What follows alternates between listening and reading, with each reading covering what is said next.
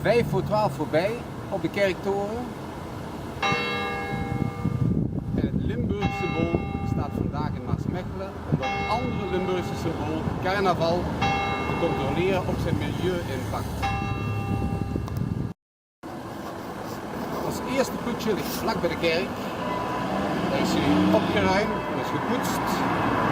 Maar niemand kan het plastic voor carnaval in goede banen leiden. Dat gaan we vandaag weer laten zien.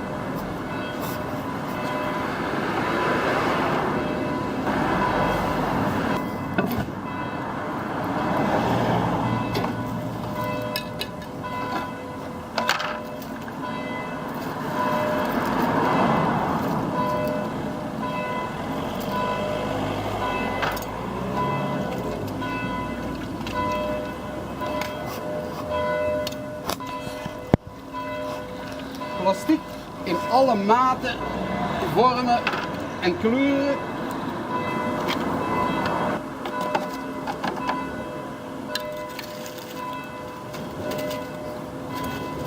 Limburg staat symbool voor plastiekvervuiling.